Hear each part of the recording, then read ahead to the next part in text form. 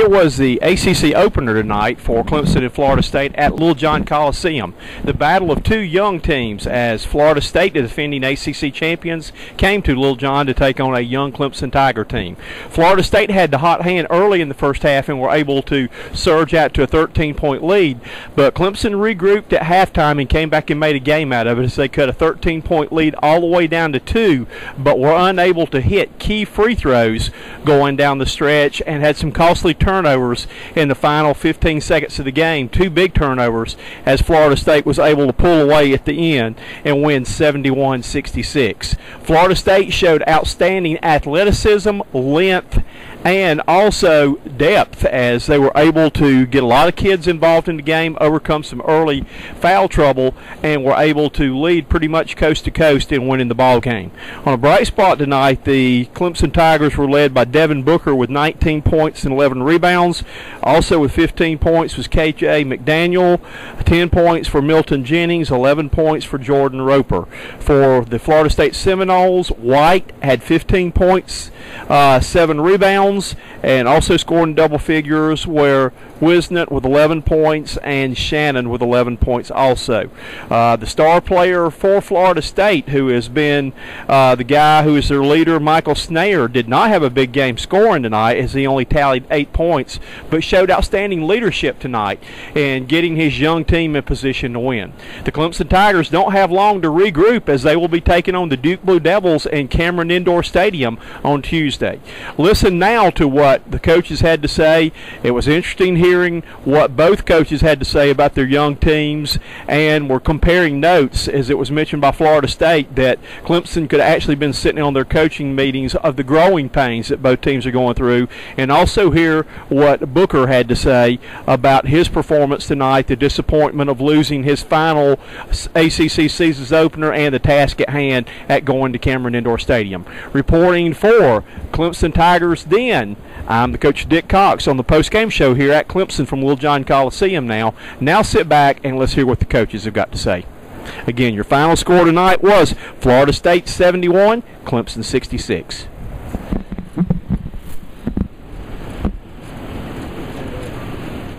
What I call ACC blowout, 4 or 5 point victory on one team or another. In the ACC, seems as though you always have a lot of closely contested games in our league with 2 teams that are battling and going at each other. I thought both teams played extremely hard today. I thought the fact that we had not won here once in 10, 11 years, I thought was a motivating factor for our team. We had a lot of things we pointed to with our youngsters. It seemed as though the respect we have for them, because it has been very difficult for us to come in here and play with the emotions that I thought our guys played with today. This been kind of a elusive mindset with our players.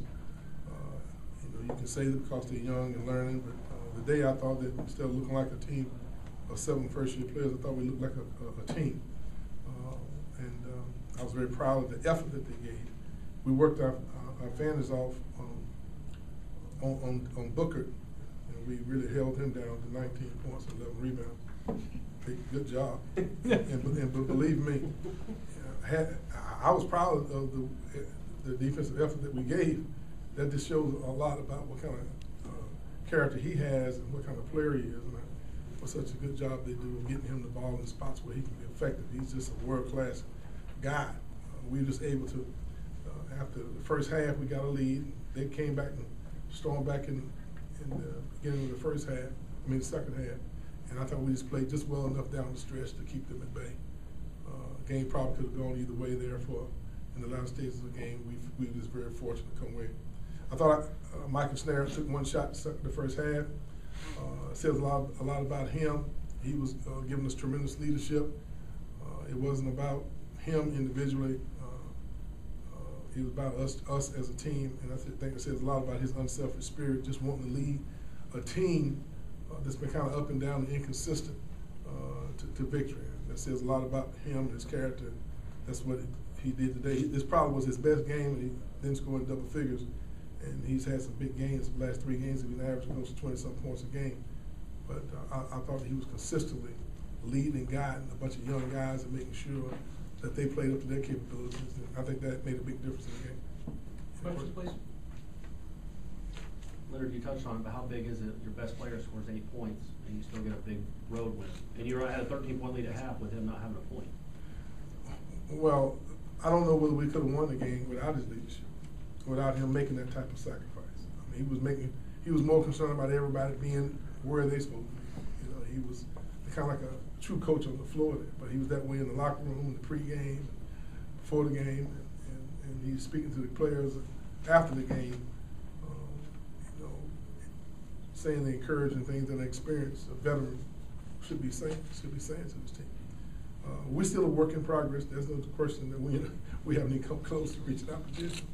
But I was glad to see some our big guys go in and they gave full account of themselves, even though halftime they didn't know what they were doing.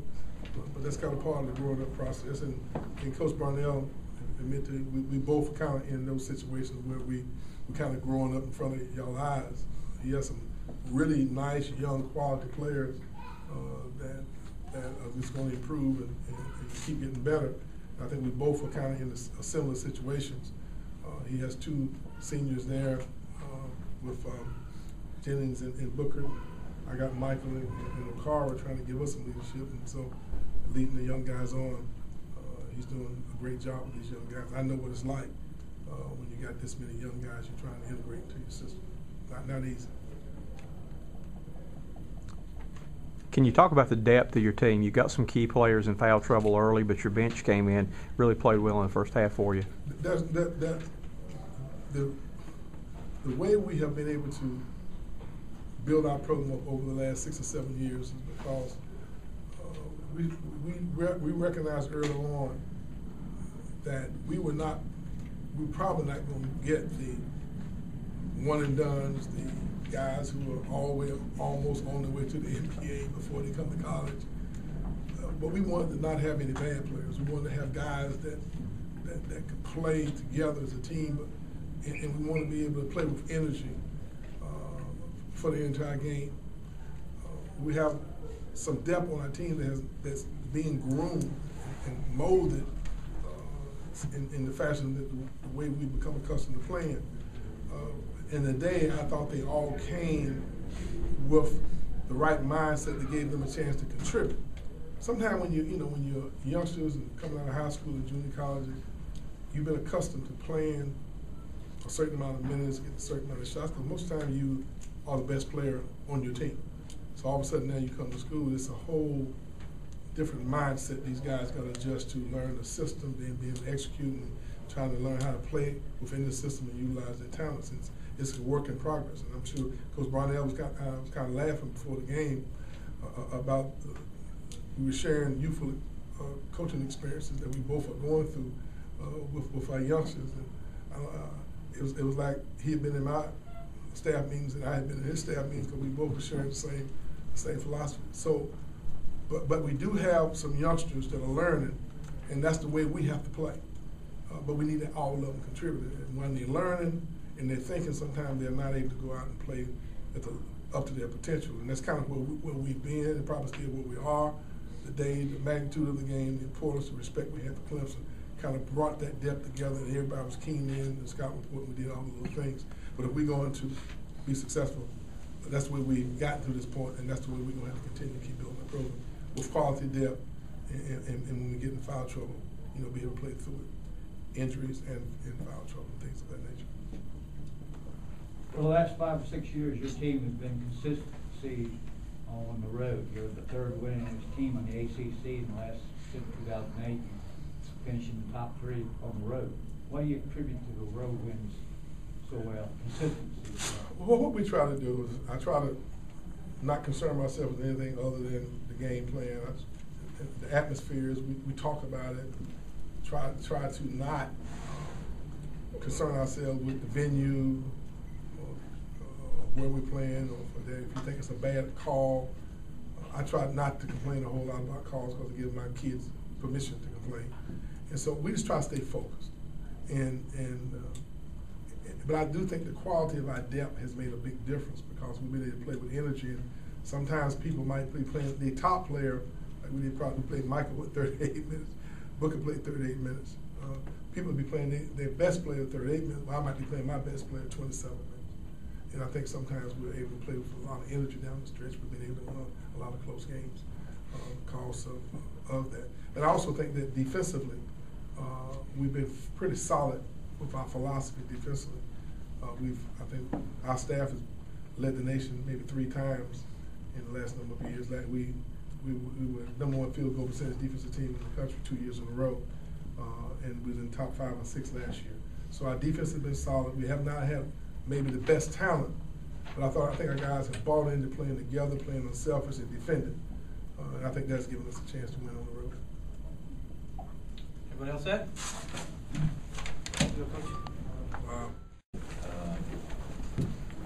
I don't know why we've gotten off to poor starts at home in some of these games, but it's really cost us. I had a hard time scoring in some of these games at home, and give Florida State credit. I thought they came in and made shots in the first half, shot better than they've normally shot, got into a really good rhythm. And the problem is when you're struggling a little bit on offense and then they score, you're always going against 5-on-5 defense. You never get any transition baskets. You never get any advantage situations. And so you're constantly going against their set defense. And then if you don't score, you're in transition defense. And it becomes a cycle. And in the first half, it was a problem. And we had to back our pressure off a little bit in the second half in our man defense. I thought our pace was a lot better offensively in the second half. Some of that probably is just Florida State took a deep breath and relaxed, but had opportunities to come back and steal one. We didn't make free throws, and we had a couple opportunities late. Didn't make a basket, and didn't execute. Got beat. Questions for Coach? Talk about the last. I think there was a 12-second span there from 30 seconds on where you called 3 timeouts, trying to set something up. The frustration of not being able to get something. Well, the first one we executed. It's one we practiced a lot, and we got the ball to KJ. It was looked at KJ or Book, and we got the ball to KJ right in the middle of the court, and he drove to the basket and he missed a layup. And then Book, I think, had the tip, and I think he missed the tip. And we maintained possession, or maybe there was a foul or whatnot. And so we executed that one really well. And the next one we were trying to get a shot from Milt. They kind of sniffed it out, did a good job. The hard thing against Florida State is they're so athletic. They can switch all different positions. They make those situations a lot more difficult than some teams do because of their athleticism. They did a good job of making it really hard for Rod to see, to pass. I think they deflected a ball. And then, to be honest with you, the last one was something we tried to draw up because we basically were out of. We'd run about 3 or 4 sideline plays, and Jordan just didn't remember really or understand completely what to do, and was supposed to pop out off a second cut and didn't make the cut. The second half, it looked like you were more aggressive and more attacking on offense. Was this something that y'all talked about at halftime? Yeah, we try to get better ball reversal and just get into the offense with more pace initially, and some of it also was we got a few stops. So we were able to transition into some things, and that helped. But to be honest, when we needed some stops in the second half, when we cut it to 5 or 6 a couple times, we didn't get as many stops as we needed, and that was disappointing. So our defense did let us down a little bit a few times there, when our offense played better. Right, how were they able to get so many open shots from the perimeter? I don't know exactly. Some of it's transition. There were transition mistakes, which is the hardest thing to defend when you miss shots, and then they're in jailbreak and they come at you with numbers and with speed. The hard thing with them is they've got 4 outstanding 3-point shooters, and that's not even O'Carroll White, who made 3 today. So they put a lot of pressure on you. When he shoots the ball as well as he did, it really makes it hard. I told our guys at one point in the first half, I said, hey, fellas, they're making every shot right now. We just got to hang in there. They're going to miss some of these same shots in the second half. And they did. But, they made a few big shots when they needed to as well. And obviously we played better, but we just moved down too much to come back and win.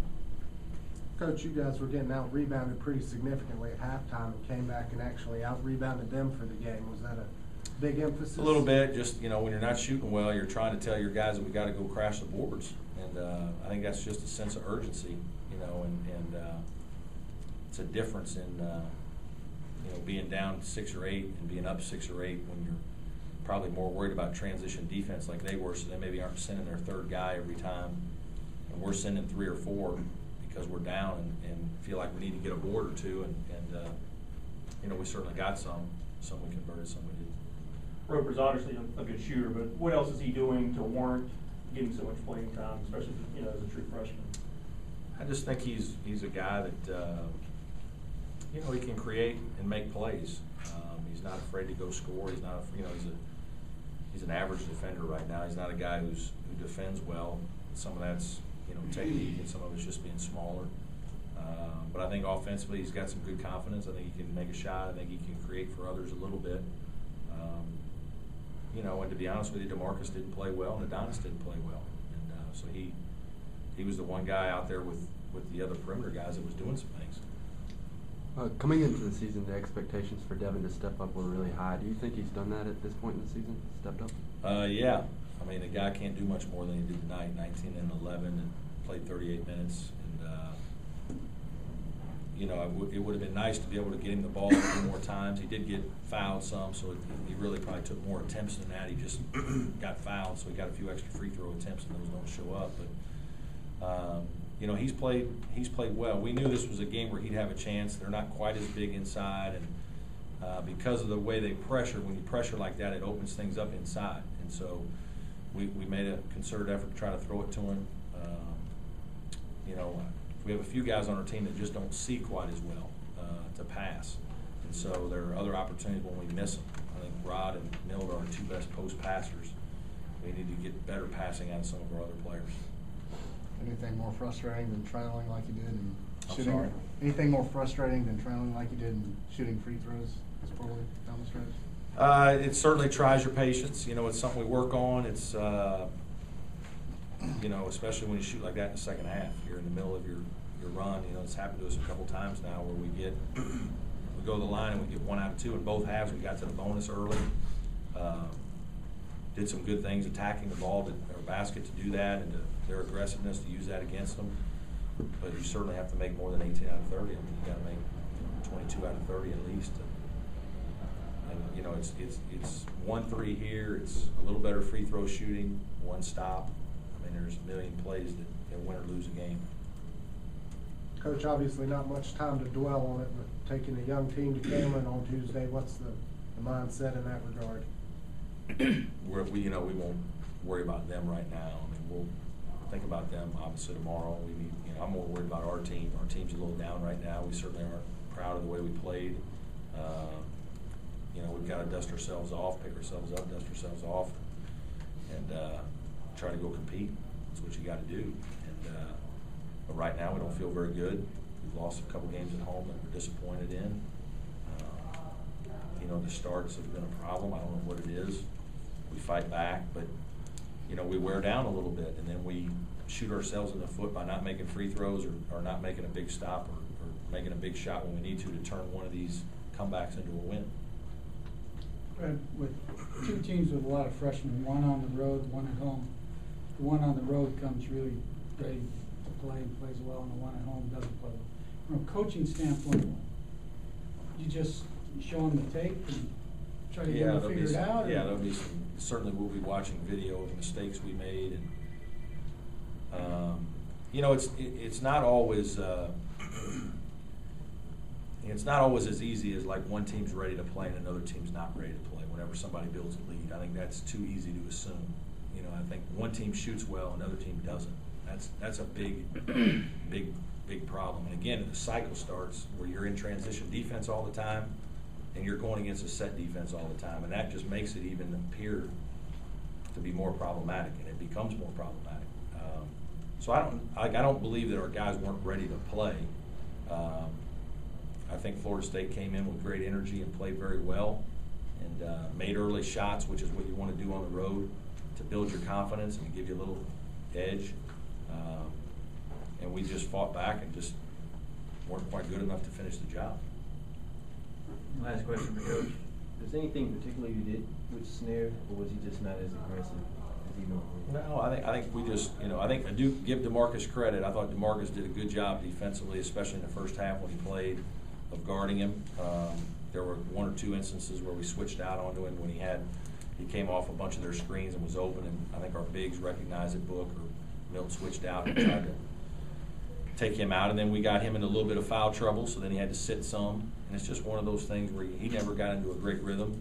Unfortunately for us, some of the other guys did, and that's the dangerous thing with Florida State is they've got a bunch of different guys that can make shots, and like it's hard to know which ones are going to make them on that night.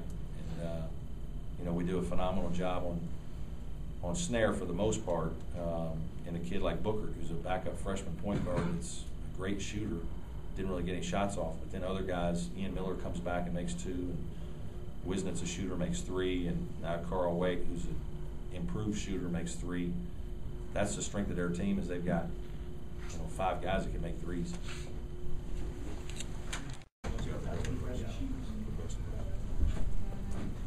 Devin, what do you think y'all did better in the second half to allow you to come back in the game? Just play with more energy. First half, we didn't have it. That's why they got us. That was in the deep hole, and ever since then, we're trying to fight out of it. Being one of the seniors on this team, do you feel like you're a guy that the team can lean on each and every night?